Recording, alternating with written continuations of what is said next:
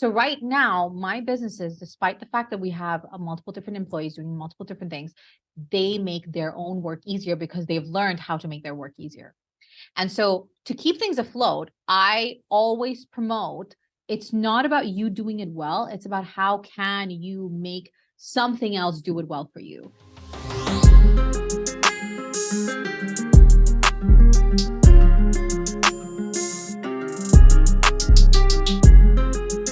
So Absolutely. you mentioned a little bit about you have 6 businesses now.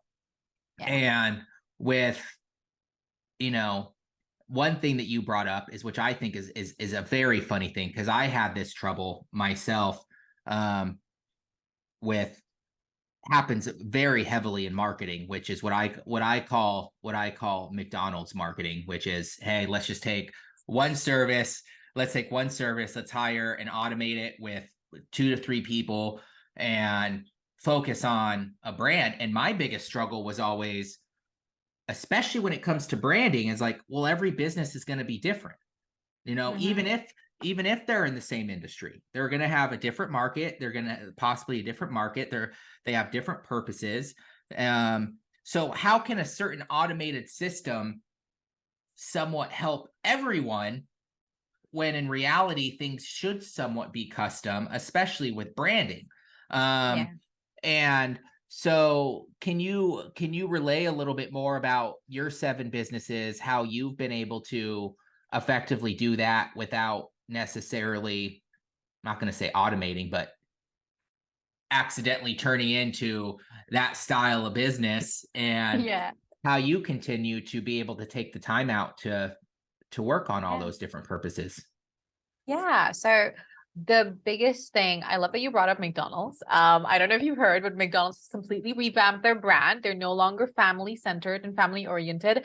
They're for those late nighters, those late night people. They've completely revamped their brand, which is so incredibly cool in today's world for a big brand like that to take that pivot. But the question about me being in the space of, leveraging automation to a healthy level where I can still continue doing everything that I'm doing and make impact.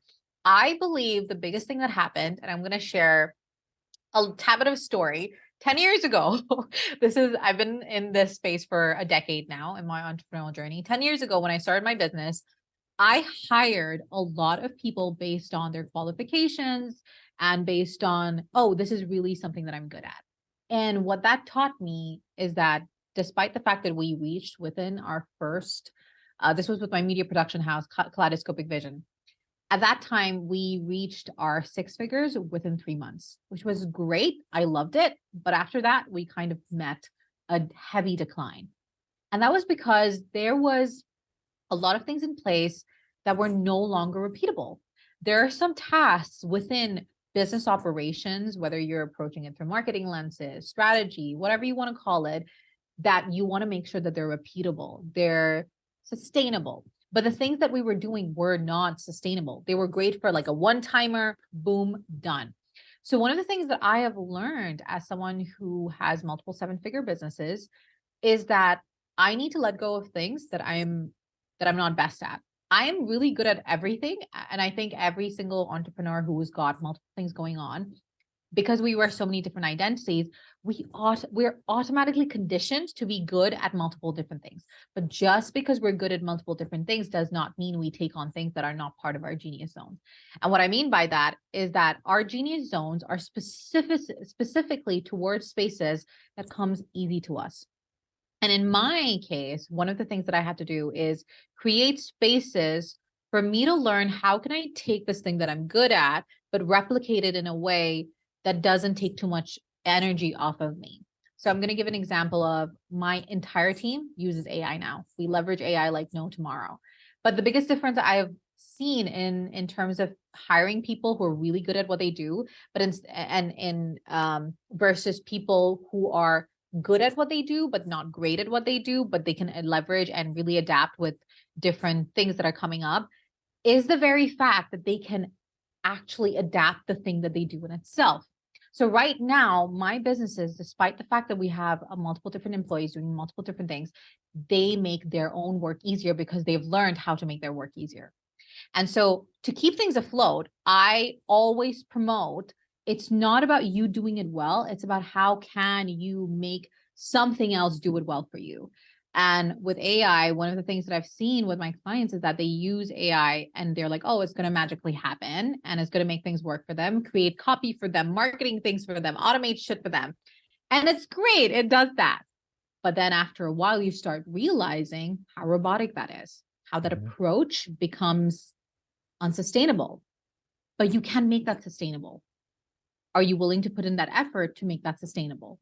And you're not going to be willing to put that effort in if you're not curious enough to go like, how do I know my brand well enough? Do I know how to communicate that well enough to the XYZ things that I'm doing? Like literally, I think earlier today, I was sitting with ChatGPT and I was trying to get something automated for my team to show them like, okay, I want it like this.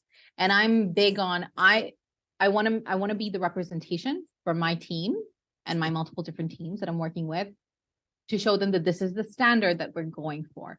And if I cannot do it, there's no freaking way that I'm going to tell them that I'm going to give them shit for not doing it or not being able to do it, because I feel like a good leader is someone who has tried, tested, and done it for themselves to actually go like, okay, this is the best practice, right? So I was sitting with ChatGPT and I wanted to create this automated space for one of our upcoming offerings. And ChatGPT was hitting a wall. And I was like, okay, let's just try to reframe this. And I remember one of my team members, she was like, hey, this is just not happening. This is what's coming up. And because we have been prepped to adapt so quickly, and that's kind of one of the values that I bring forth, anyone that I'm hiring as well, adaptability is key. You need to be able to adapt. You need to be curious enough to learn how can I adapt to the situation. So it was very easy for us to kind of overcome that hurdle by changing up the prompts, playing around with the prompts. And then finally ChatGPT was like, "Ooh, okay, I got it. I know what you're talking about." And we were in flow again. So for me, the automation part comes from having clear communication with myself as to what do I want to automate and how far do I want to take that automation, and how can I make that automation completely seamless with every part of my business operations, so that from customer journey to internal communications to every aspect of my brand is in alignment. Not one thing is missing in comparison to the other. So I think that's my perspective in terms of automating to still be afloat, which is adaptability. I love being adaptable and I love having spaces in my life with the people that I'm working with where we're striving towards adaptability so we can sustain our brand. Yeah. That's beautiful. I mean, I think that I hear a lot of people, and I think especially in the industry of being creative, you hear so many content writers, designers, everyone in the creative space getting worried about AI technology, saying, "Oh, this is going to take over my job." And I tell my employees all the time, like, "Hey, the creativity is not going away. Like, you still need to write great writing. You still need to design great designs. Just use ChatGPT as a way to automate, like you said, simplify the journey of maybe some of that exploration or a way that you can come up with, an outline per se, go through and brainstorm, come up with an outline, and or with the design, very similar concept. Use it to kind of give you some ideas on how you can do this or how you can do that. Because you're right, like automation is one of those things. I think a lot of people see the and I mean, I do it all the time myself, the shiny object syndrome, where I'm like, oh, this is going to solve everything in the business. And then you get it and you're like, oh, there's like a 20-30 hour learning curve to it. And you're like, it's just easier to do it by hand at that point. But yeah, no, that's great. Yeah, no, I love the fact that you brought up that using ChatGPT in a very specific way, but also what I think the key point here with the whole ideology of AI is going to take over our jobs. No, it's people who can use and leverage AI in a creative way that's going to take over the job. That means you got to be extra creative and actually spend time on your creativity to be able to leverage AI in a creative way. A lot of the people, especially, we actually had 2 weeks ago, like a new hiring wave. And one of the things that we wanted to see were the differences, which I brought up before. People who are independently creative are very like, no, I'm not going to use AI. I feel like my skills are XYZ good enough. And then in comparison to people who were using AI or keeping up with evolving technology, the biggest thing that we noticed was the fact that the people who were keeping up with evolving technology, they were just highly more creative, just way more creative, because they were so adaptable to the technology, because they had the curiosity from their creativity to actually use that and double up their creativity. So if they were, on a scale of 10, they were 8, they used AI to make themselves a 10. And that's the kind of people we need around us for, building, cultivating a brand that's going to be in alignment in every space. Right. So yeah, I really resonated with that. I want to get back to purpose a little bit because you have 6 businesses. So, and you've been in the game for 10 years. And so, through your story, why don't you talk a little bit about, I mean, because I think this happens to everyone, like what point in, we'll just say your first business, did you really kind of finally take that leap yourself and say, hey, something needs to shift here. I'm not happy. I have burnout, because I have a feeling that that's how you've come to this conclusion, is going through your own experiences. So can you tell people a little bit like where you were at in your journey and how you came to that resolution to kind of go this new direction? Oh, yes. I want to say, and I want to preface that my journey to my multi-potentialite self and, being a multi-potentialite entrepreneur didn't start 10 years ago. It actually started when I was 10. I remember 10-year-old me, she was kind of going through spaces where everyone around me at that time were like, oh, yeah. Every time the teacher would be like, oh, what do you want to be when you grow up? There would be one specific thing. And ever since kindergarten, all the way up till my adulthood, as you can see right now, 10-year-old me was like, no, I want to be an astronaut. I want to be a teacher. I want to be this. I want to be that. And my teacher at that point said, that's not possible. And every adult around me kind of repeated that same narrative. And I was tired of it. 10-year-old me was frustrated because at that point, we were also coming around the corners of 9th grade, 10th grade, getting into 9th grade, 10th grade, where you have to choose your subjects to then go on to, go into A levels and then continue on to university. And I felt like I was being pushed towards being that one thing, when I felt in every aspect of myself that I was meant for more than just one thing. Multi-purposeness was my design. It was a design that I was meant to do. So there's nothing wrong about that. So fast forward, I turned 15 and, there's a lot of pressure around me like, hey, you need to choose a university. Mind you, around that time, I had already chosen subjects that were completely variant. Like I was taking psychology and art and multiple different things at the same time, sciences, arts, everything mixed together, because I told every adult around me, I don't want to miss out on opportunities that could come through my multi-purposeness. And so around that time, even my career counselor was like, Sway, you need to really think about that one thing. And I'm like, nope, I'm going to do multiple different things and I'm going to make it work. So I graduated from the University of Cambridge and everybody told me, hey, don't go for an Ivy League because there's, less chances of getting in and less chances of you being able to do what you really want to do. But I was stubborn. I was really stubborn. 15-year-old me was like, no, we're going to do this and we're going to do this our way. Fast forward, I got back. I sent this very heartfelt letter to the dean at that time, and basically requesting that I need to do double majors with honors because of my multipurposeness. And I wrote this beautiful essay about multipurposeness, how I felt that I was designed to do so, blah, blah, blah, blah, blah. And the dean allowed me. In University of Cambridge, you usually don't get to do double majors, let alone do honors in double majors. So I was incredibly grateful to have that opportunity. Then after that, I finished my university. I'm about to go into my workforce. I actually, prior to my entrepreneurial journey, I was a full-time special educator for adults and children on the spectrum. And while on the side, having my own private practice, but I was a partner in the private practice instead of just being my own. And during that time, I was just so exhausted by the education system, not because of the usual, you know, issues that the education system has, but it was so much about the fact that the system was just focusing on cultivating children and their mindsets to be very obedient instead of creative. Critical thinking was less appreciated and obedience was more appreciated. And I was just not about that, because how can the next generation go ahead and create greatness out of following footsteps that are just, very A to Z, the same to same to the same. So I got really tired and I turned in my resignation and I was like, you know what? I'm going to do my own thing.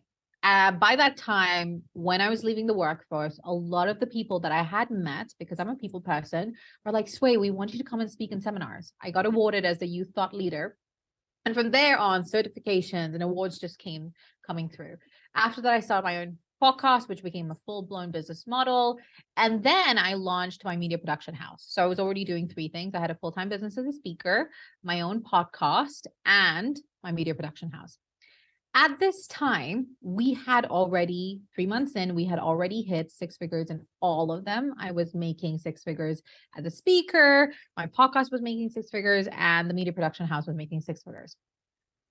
And the turning point at that time wasn't the fact that I reached a burnout, but the realization that things can be easier if I didn't focus on creating these multiple different businesses on multiple different purposes.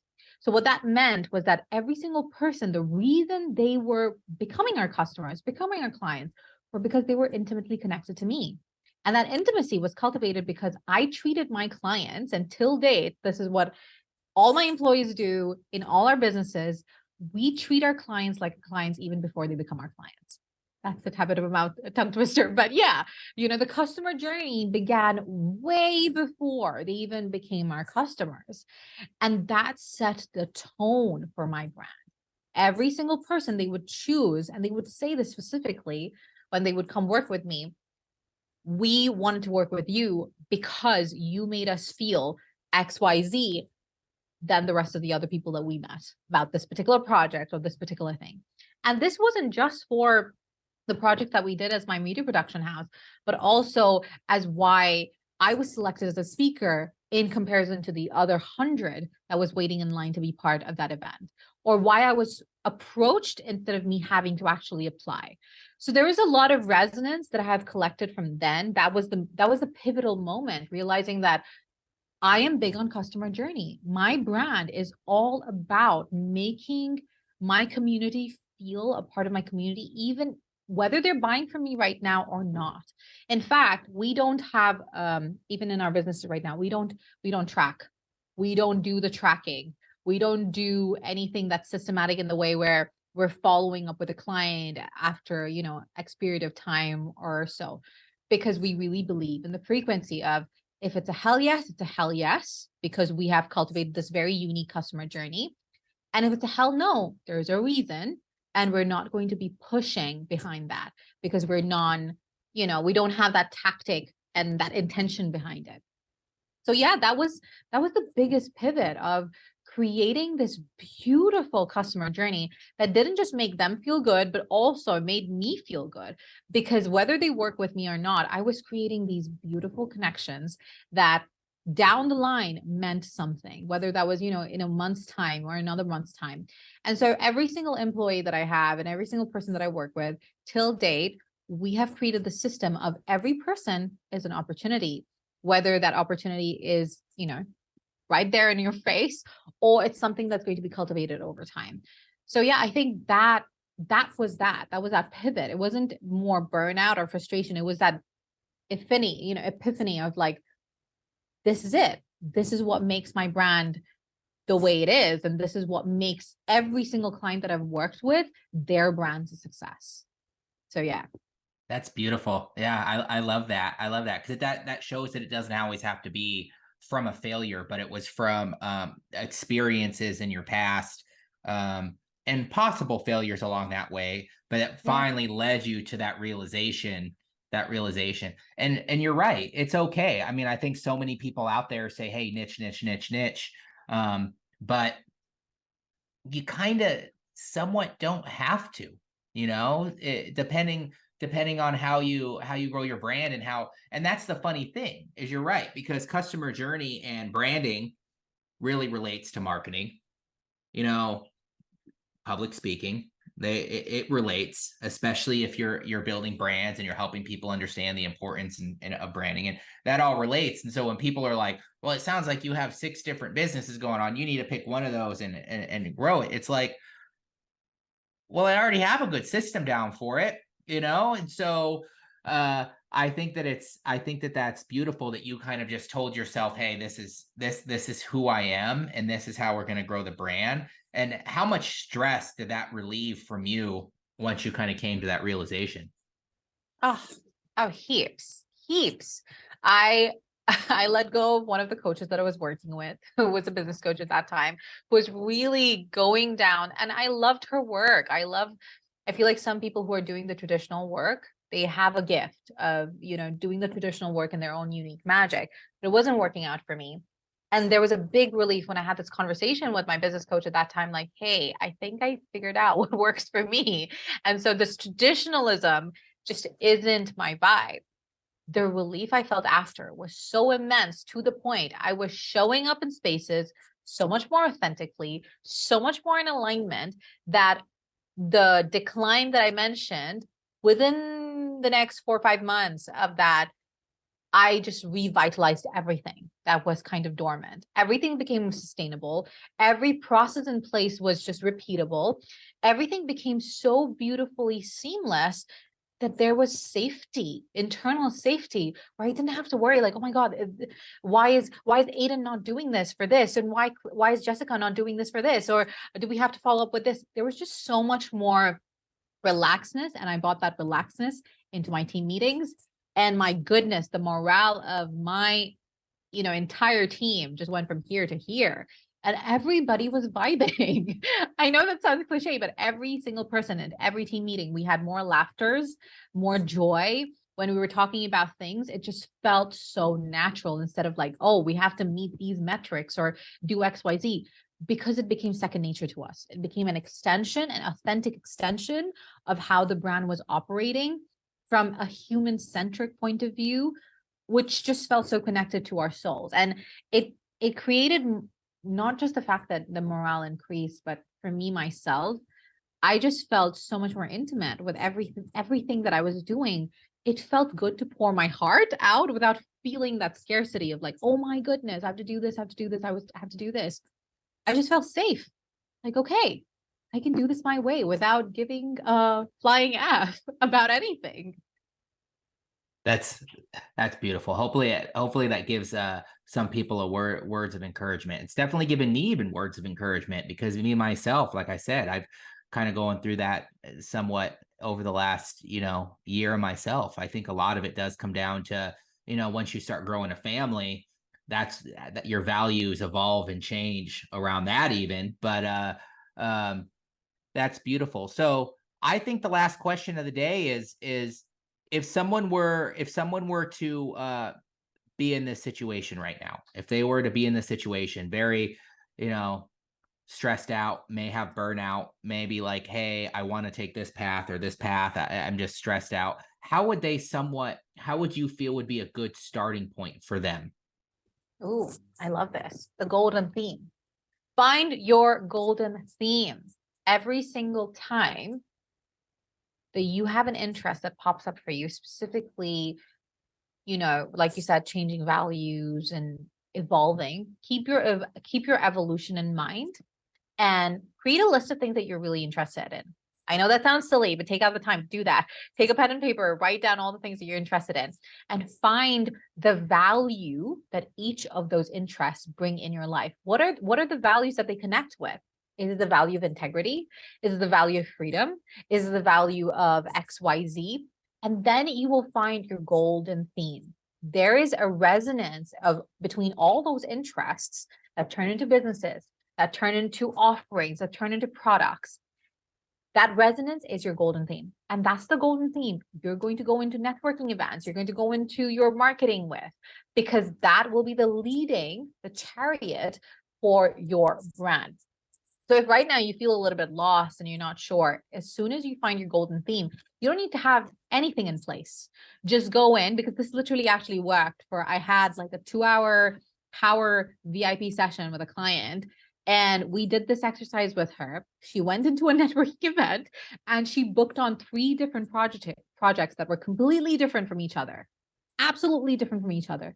And that all related to the values of her brand that were communicated through that golden theme. So that's what you need to be doing right now. If you're in this space, you're in a situationship with your brand, find out what is the golden theme of your brand and communicate that. Focus on creating content, going and having conversations and relationships around the golden theme. So whether you have anything set up or not, whether it's, having ready to go products, something to launch already, or a website up, whatever it is, you don't need to have any of those ready yet. As long as you can communicate your golden theme, you're good to go, and you will have things landing in your lap instead of you having to chase behind things. So yeah, that would be my go-to. Beautiful. The golden theme. I'm going to say that again so everyone can relate. And I'm actually going to go through right now after our call and put it into my daily journal itself. Go for it. So why don't you tell everyone where they can find you and how they can get a hold of you?